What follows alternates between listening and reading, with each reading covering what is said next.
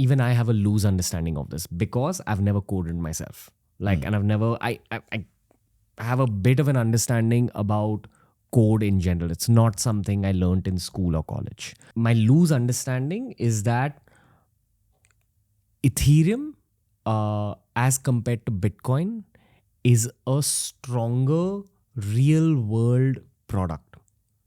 And that's one of the criticisms that Bitcoin gets as well. I have a dear friend, Nikhil Kamath, of Zerodha, and he's not in favor of cryptocurrencies. And one of the arguments that he presents is that, what are you staking it against?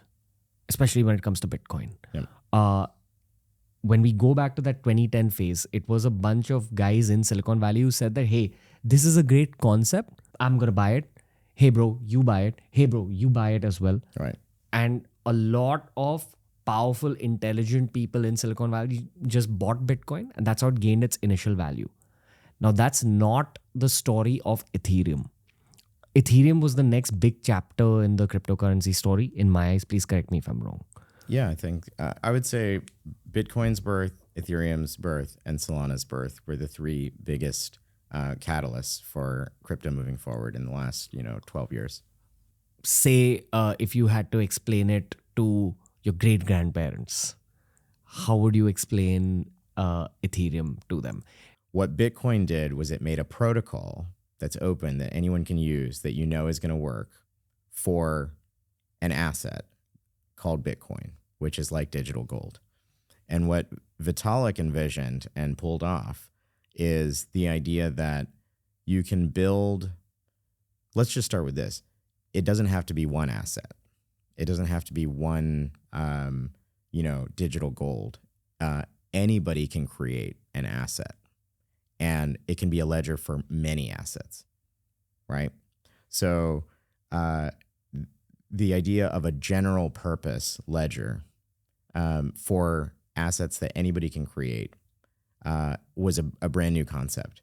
But he also took it one step further. It's not just assets, but applications, programs, other protocols. It's a protocol for other protocols. Let's try putting metaphors in to understand it better. Yep. Okay. Have you ever played the video game Sims? Mm-hmm. Now, in Sims, one of the first things you get to do is that you get to design your houses. Now, when someone was writing the software for Sims, it went from being a thought in that person's mind into being a coded software. And then it reached our hands as teenagers. And we sat and we designed houses on Sims where we chose the paint color, the wallpapers, the flooring, etc., etc. Fair to say that Vitalik built out a software with a set of rules that allowed other coders to build applications from and to build further cryptocurrencies from. He provided the soil for other Web3 developers to build their own Web3 based applications and assets. Yeah. Anything you want to correct? Anything you want to add? What I'll add is that when they started Ethereum, it wasn't clear which applications would be the most useful first. And there were a lot of dreams about, decentralized Uber and, other marketplaces and having storage on these types of networks. The first thing that we saw, and in retrospect, I think it's kind of obvious, it was more of the things that banks do. So with Bitcoin, you can't borrow and lend Bitcoin on that ledger. You can only transfer it and receive it. Right? What's a ledger? The ledger is that record of who has what account balances and how much did they change and what transfers happen between people. And without deep diving, a ledger is unique to blockchain technology? No. If you think back to the Wild West, the guy that sat down at the table at the camp and said, I'm going to keep track for everyone. The system of accounting that that they used back then is the same system of accounting that you use in accounting today. Got it. You're debiting, you're crediting, and you're keeping accounts, But right? in this case, there's not one single centralized human being. There is a decentralized software. Right. Therefore, anyone who has access to the asset has access to the ledger as well. They can open it up and see what's going on. Yep, it's visible and transparent to everyone. So it's not under the leather notebook of the person who's keeping it.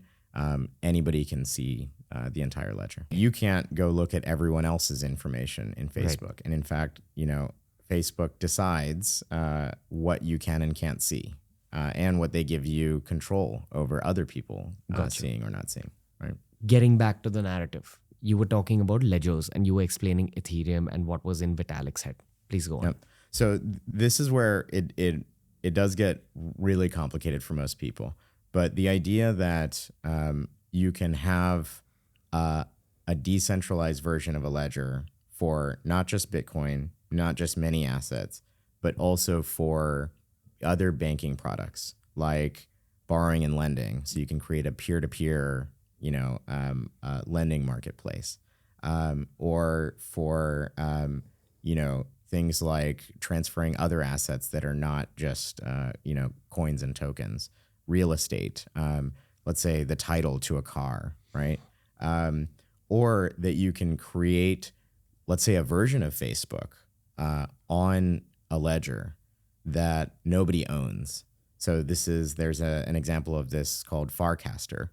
That's built on Ethereum, where it's open in the way that Bitcoin is.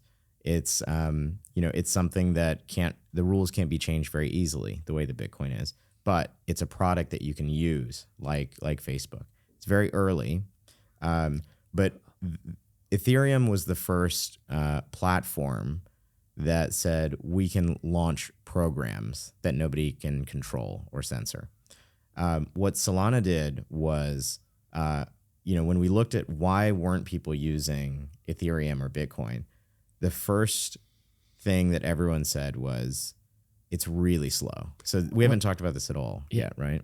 When you say using Ethereum or Bitcoin, you mean from a software developer perspective? Using applications on top of them. So let's say there's a borrowing and lending protocol on Ethereum. That would mean that I can lend money to you through that protocol without anybody stopping us, right? The problem with Ethereum was, and still is, that to do that, it didn't feel like the normal internet. When you clicked, when I clicked, it was taking many minutes, right? Gotcha. It just took, it's like dial-up internet. If you enjoyed today's clip, make sure you check out all the other clips we've uploaded on this channel. You'll find a clip related to almost every single topic as long as you're willing to search for it.